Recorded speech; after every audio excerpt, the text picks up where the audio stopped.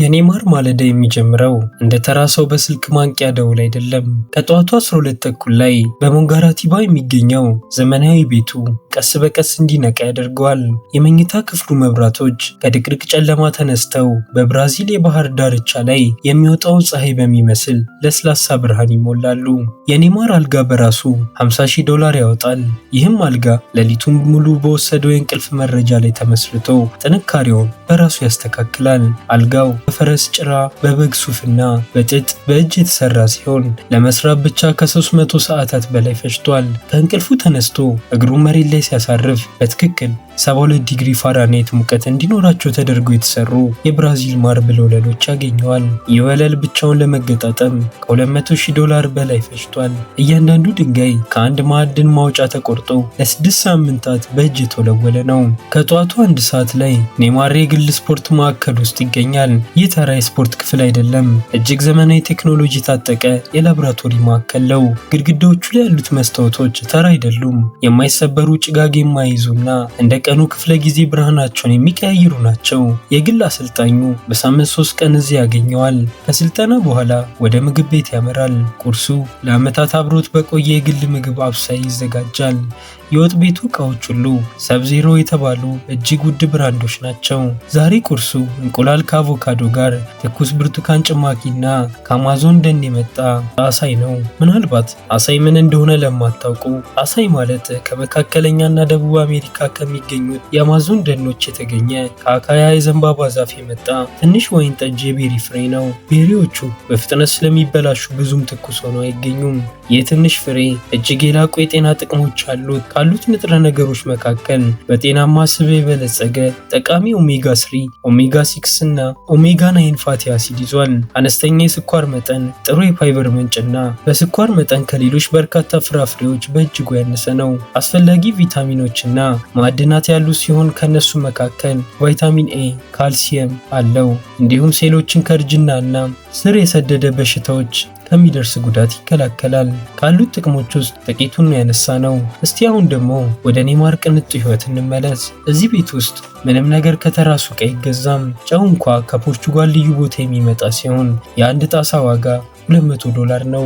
ጤናውን ስለሚጠብቅበት መንገድ ይህን ካልን እስቲ አሁን ደግሞ ሁሉም ሰው ሊያየው ወደሚጓጓው የመኪና ማሳያ ወደሚመስለው ጋራጅ እንሂድ። ከዛ በፊት ግን ውድ የለዛ ትረካ አድማጮቻችን ይህን የመሰሉ ጥራት ያላቸውና አዝናኝ ቪዲዮዎችን በየጊዜው እንዲደርሷችሁ ቻናላችንን ሰብስክራይብ ማድረጉን አይዘንጉ። ከጠዋቱ 2 ሰዓት ተኩል ላይ ኔማር ለመውጣት ዝግጁ ነው። ነገር ግን መኪናው ጋር ዝም ብሎ አይሄድም። ይልቁንም እንደ መኪና ማሳያ ወይም በተለምዶ እንደሚባለው ሾሩም ወደሚመስለው ጋራዡ ይገባል። ኔማር መኪና የለውም፣ ይልቁንም የመኪና ሰራዊት ነው ያለው። እስቲ የተወሰኑትን ለመጥቀስ ሞክር። ገና በሳንቶስ ዘመኑ የገዛው ኦዲ R8 ስፓይደር። ይህ መኪና በ3.5 ሰከንድ ውስጥ 60 ማይል ፍጥነት ይከፋል። ሌሎችም መኪኖች አሉት። ለምሳሌ ያክል 605 የፈረስ ጉልበት ያለው ኦዲ RS7 እና እጅግ የቅንጦት መኪና የሆነው ኦዲ Q7 ይገኙበታል። ከዛም እጅግ ቅንጡ መኪኖች ንጉስ በመባል የሚታወቀው ፌራሪ 458 ኢታሊያ ይገኙበታል። ይህ ደግሞ $160,000 ያወጣል። ይህ ቀይ መኪና የፍጥነትና የቅንጦት መገለጫ ነው። ድምፁ ብቻ እንደ አንበሳ የሚያገሳ የጣሊያን ጥበብ ነው።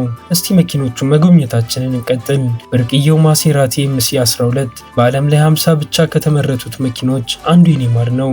ዋጋው $415,000 ሲሆን ኔማር ይህን መኪና እምብዛም አይነዳውም፣ እንደ ሙዚየም ዕቃ ነው የሚያየው። ላምቦርጊኒ ሁርካን ደግሞ ወደ ሳውዲ አረቢያ አልሂላል ሲዘዋወር በውሉ ላይ እንዲካተትለት የጠየቀው መኪና ነው። $245,000 የሚያወጣ ሲሆን እጅግ በጣም ፈጣን ነው። ኔማር ለጉዞ ምቾቱን ሲፈልግ ወደ ቤንትሌይ ኮንቲኔንታል GT ይሄዳል። ይሄም $230,000 ወደሚያወጣው መኪና ወይም ደግሞ ሮልስ ሮይስ ጎስት ብላክ ባጅ $416,000 ወደሚያወጣው እጅግ የቅንጦት መኪና ፊቱን ያዞራል። የሮልስ ሮይስ መኪናው ውስጡ በጣም ዝምተኛ ከመሆኑ የተነሳ መሐንዲሶቹ የሰውን የልብ ትርታ እንዳይሰማ ለማድረግ ተጨማሪ ድምፅ መከላከያዎችን ተጠቅመዋል። ነገር ግን ዓለምን ያስገረመው የኔማር ከስተም ባትሞቢል ነው። ይህን መኪና ለመስራት ብቻ $200 ሚሊዮን ፈጅቷል። የባትማን አድናቂ የሆነው ኔይማር ልክ በፊልም ላይ እንደምናየው አይነት መኪና አስገጥሟል። የመኪና ተግባራዊ ባይሆንም የፈለግኩትን ማድረግ እችላለሁ የሚል የሀብት ማሳያ ምልክት ነው። ኔይማር በመሬት ላይ ብቻ አይወሰንም። የግል አየር ኃይልና ባህር ላይ የሚሳፈፍ እንደ ቤተ መንግስት የሆነ የራሱ የሆነ አየር ኃይል አለው። ኤምብሬር ፌነም 100 $3 ሚሊዮን የሚያወጣ ብራዚል ሰራሽ ጀት፣ ሴስና 680 $18 ሚሊዮን የሚያወጣና እስከ 12 ሰው የሚጭን ዳሰልት ፋልከን 900 በጣም እጅግ አስገራሚ ነው። $52 ሚሊዮን የሚያወጣ ሲሆን ውስጡ ሙሉ መኝታ ቤት፣ መመገቢያ ክፍልና ወርቅ የለበሱ ማስጌጫዎች አሉት። ከሳኦ ፖሎ እስከ ፓሪስ ነዳጅ ሳይጨርስ መብረር ይችላል። ኤርባስ H145 ሄሊኮፕተር $10 ሚሊዮን የሚያወጣው ይህ ሄሊኮፕተር መቀመጫዎቹ በባትማን አርማ ያጌጡ ናቸው። በባህር ላይ ደግሞ ናዲን የተሰኘችው 78 ጫማ ርዝመት ያላት የቅንጦት መርከብ አለው። ዋጋው $3 ሚሊዮን ሲሆን በየዓመቱ ጥገና ብቻ $1 ሚሊዮን ይወጣባታል። ስለ መኪኖቹ ይንካልን። እስቲ አሁን ደግሞ ስለ ቤቱ ሳይሆን ስለ ቤቶቹ እናውራ። የኔይማር ቤቶች በዓለም ዙሪያ ተበታትነዋል። ብራዚል ሞንጋራቲባ $8.5 ሚሊዮን የሚያወጣው የመኖሪያ ቤት የራሱ የሆነ ሄሊፓድ ማለትም የሄሊኮፕተር ማረፊያ፣ ቴኒስ ሜዳና 3000 ጠርሙስ ወይን የሚይዝ ክፍል አለው። ይህ ቤት ባለ 4 ፎቅ ፔንትሃውስ በላቲን አሜሪካ ረጅሙ ህንፃ ላይ የሚገኝ ሲሆን ይህንን ቤት ገንብቶ ለመጨረስ $6 ሚሊዮን ፈጅቷል። በቅርቡ በ7 ሚሊዮን የገዛው በምስሉ ላይ የምትመለከቱት ይህ ደሴት ሙሉ በሙሉ ከሰው እይታ የራቀ የራሱ ገነት ነው። የዱባይ ቤቱ ደግሞ አስገራሚ ነው። መኪናን እስከ ፔንትሃውስ ድረስ ይዞ በሚወጣ ሊፍት የታጀበ $43 ሚሊዮን የሚያወጣ እጅግ ዘመናዊ ቤት አለው። ማያሚ አሜሪካ ደግሞ በ$20 ሚሊዮን የባህር ዳርቻ መሬት የገዛ ሲሆን ይህም ከቀድሞ የቡድን አጋሩ ሜሲ ጋር የመቀላቀል ወሬ እንዲናፈስ አድርጓል። እስቲ በመጨረሻ ደግሞ ስለ ሀብቱ ኢንቨስትመንትና አስገራሚ ውርስ እናውራ። የኔይማር የተጣራ ሀብት ከ250 እስከ $350 ሚሊዮን ይገመታል። ከአልሂላል ጋር በነበረው ውል በአመት $150 ሚሊዮን ያገኝ ነበር። ከስፖንሰርሺፕ ማለትም ከፑማ፣ ከሬድቡል፣ ከማክዶናልድስ ብቻ በአመት ከ$30 ሚሊዮን በላይ ገቢ ይገባለታል። ነገር ግን በ2005 በዓለም አቀፍ ሚዲያዎች የተናፈሰው ወሬ እጅግ አስገራሚ ነው። አንድ ስሙ ያልተጠቀሰ ቢሊዮነር ሲሞት ከ$1 ቢሊዮን ሀብቱ ላይ ለኔይማር አውርሶታል ይባላል። አሁን ደግሞ ስለ እጅ ሰዓቶቹና ስለ ግል ህይወቱ እናውራ።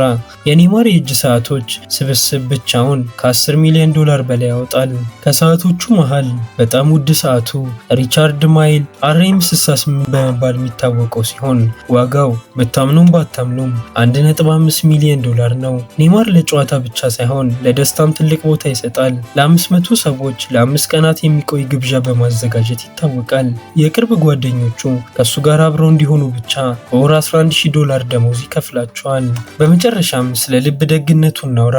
ኔይማር በቅንጦት ውስጥ ቢኖርም ከየት እንደመጣ መነሻውን አይረሳም። በኔይማር ጂአር ኢንስቲትዩት በኩል በሺዎች የሚቆጠሩ ችግረኛ ህጻናትን ይረዳል። በኮቪድ እና በብራዚል የጎርፍ አደጋ ወቅት በሚሊዮኖች የሚቆጠር ዶላር ለግሷል።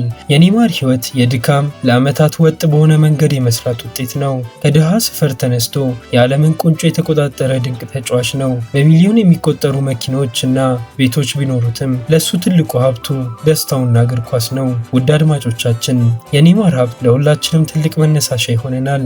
ምንም ነገር ከልባችን ከጣርን ከለፋን የጊዜ ጉዳይ ነው እንጂ መሳካቱ አይቀርም። ውድ የለዛ ትረካ አድማጮቻችን ይህንን ታሪክ ከወደዱት በየጊዜው ለዛ ያላቸው እንዲሁም ለጆሮ የሚስማሙ ትረካዎችን ለማግኘት ላይክ፣ ሼር እንዲሁም ሰብስክራይብ ማድረጉን አይዘንጉ። በቀጣይ ቪዲዮ እስከምንገናኝ ሰላም ይቆዩን።